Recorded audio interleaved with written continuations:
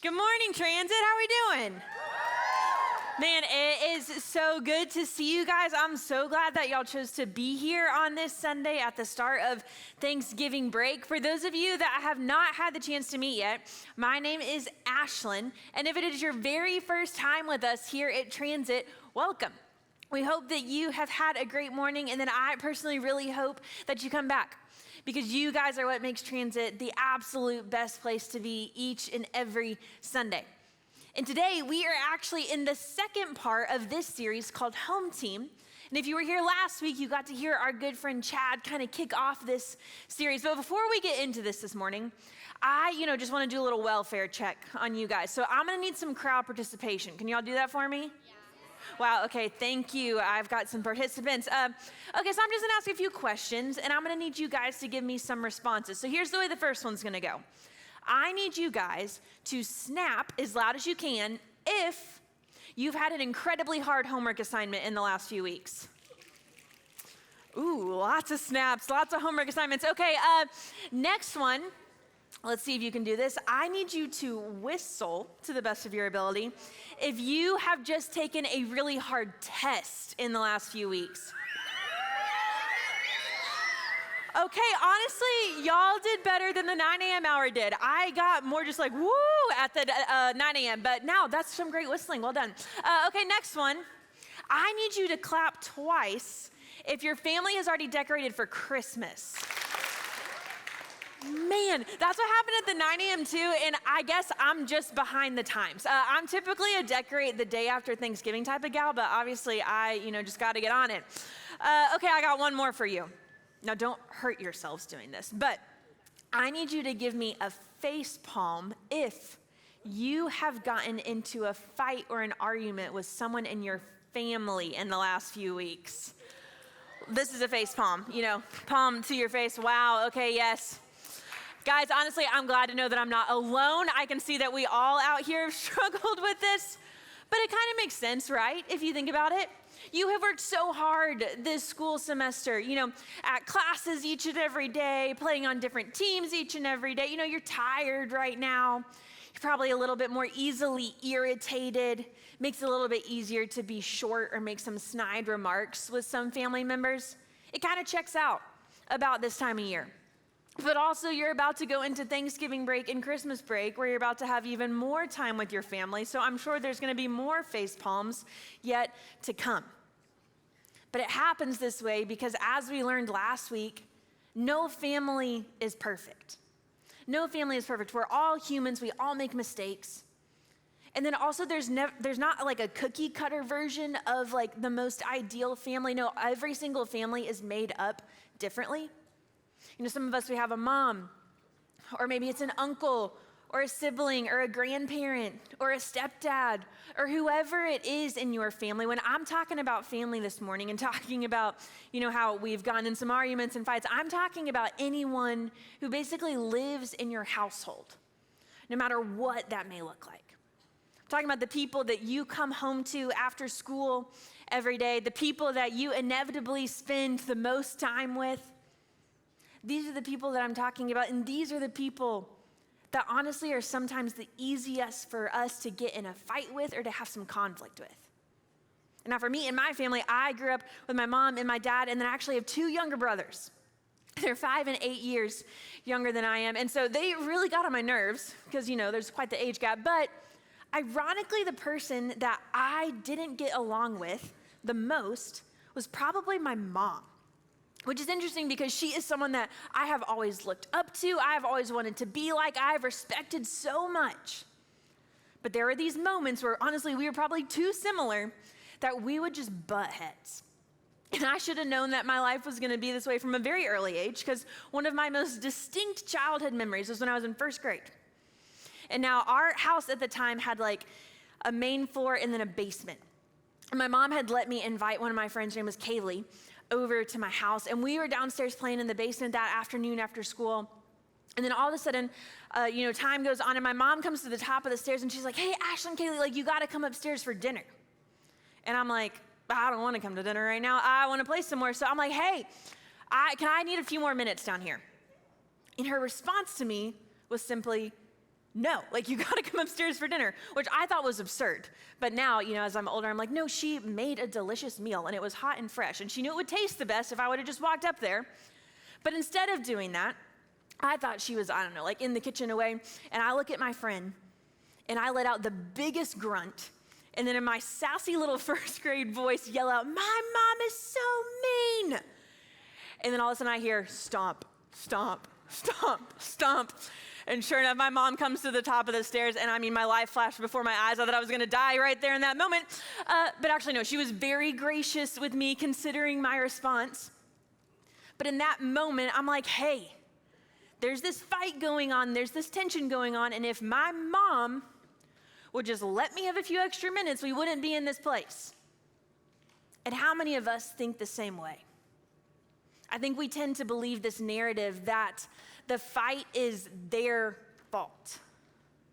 Like, no, I didn't have any part in the wrong here. It was perfectly reasonable for me to want to play with my friend a few extra minutes downstairs.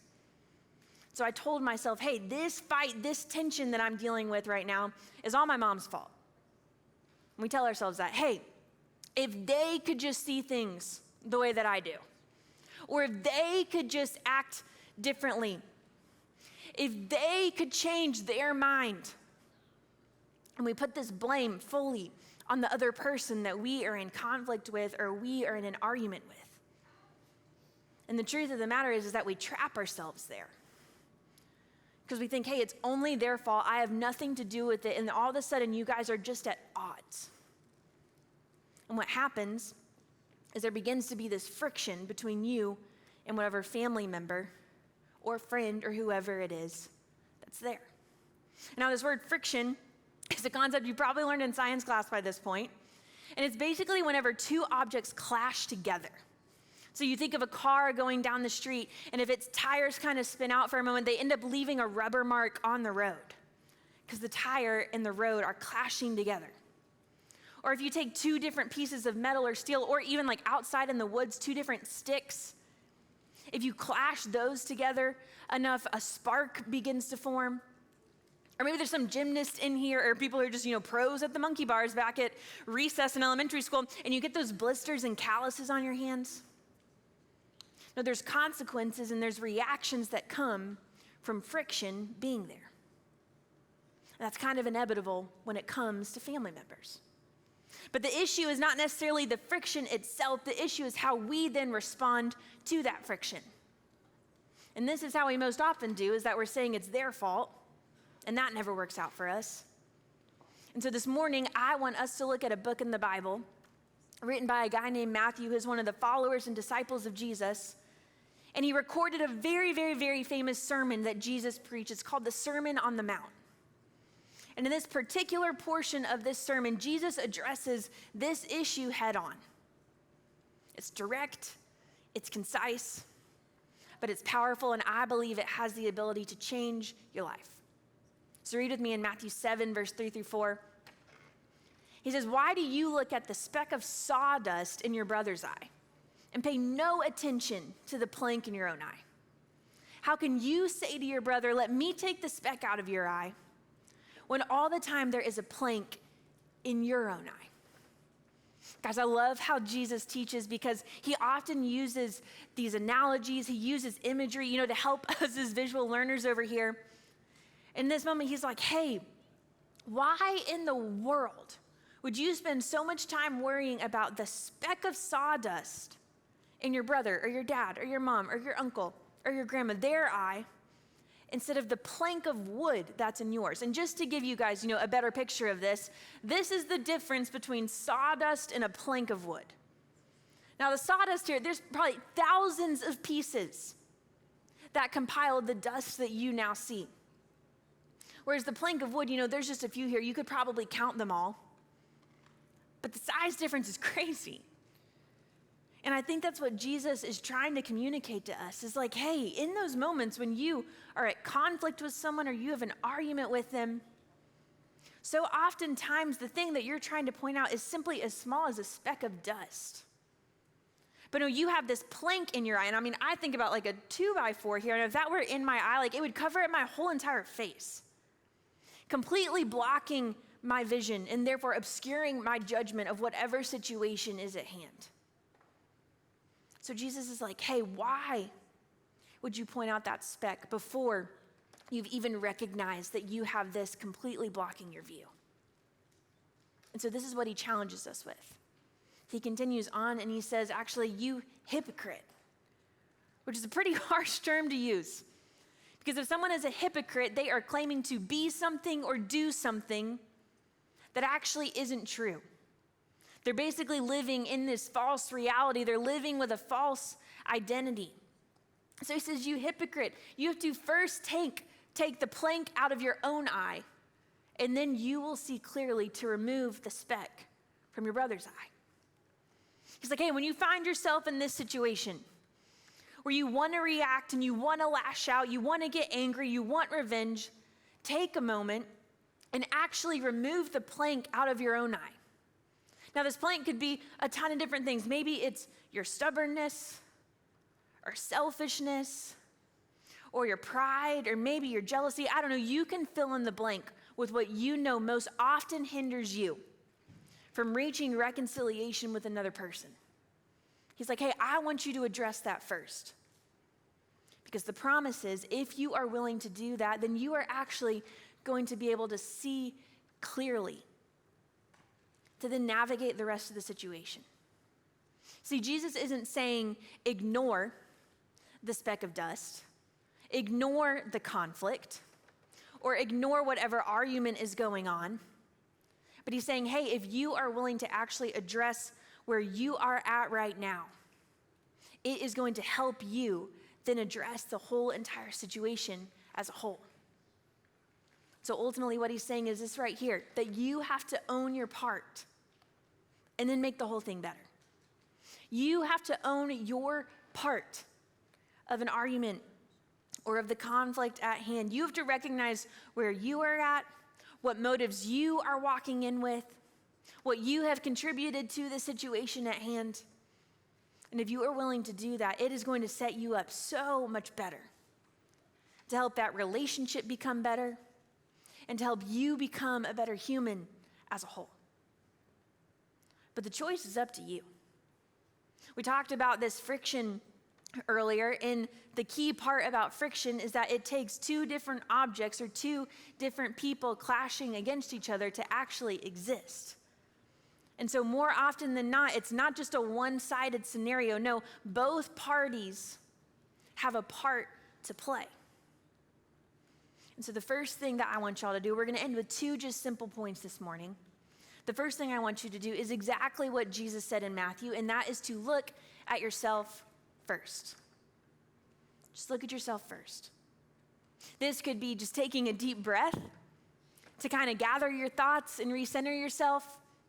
This could be actually owning up to the part that you have played to start this conflict.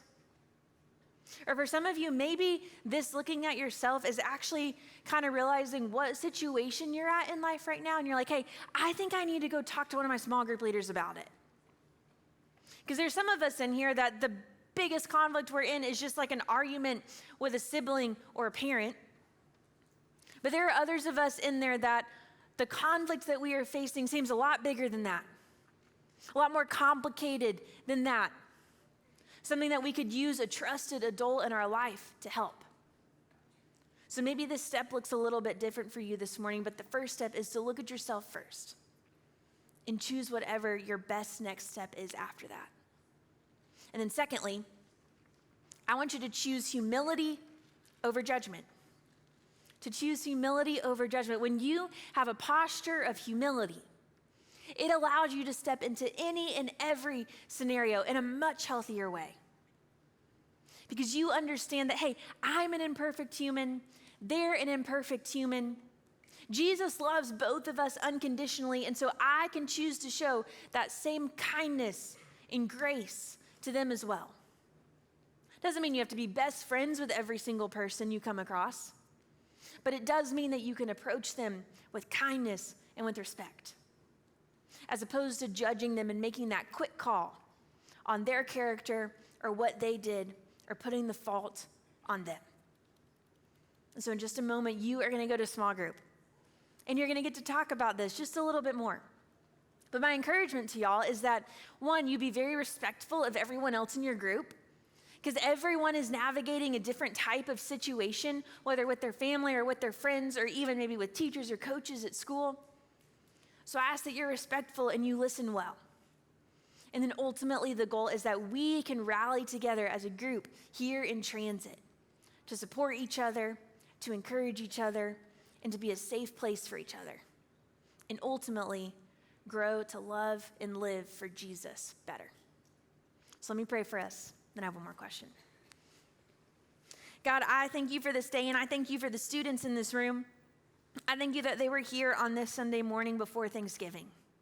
God, I know it can be tricky going into the holiday season. There's a lot of mixed emotions that can come with that, and there's a lot of extra time with our family and the people that we live with. So I ask that you would help us to own our part, that you would give us the wisdom and the courage to know what to do whenever we reach a situation where maybe we're clashing with the other person in front of us. And I ask that we would be able to extend the same kindness and respect and grace to them as you have done for us. So I thank you for who you are. I thank you that you love us. In your name I pray, amen.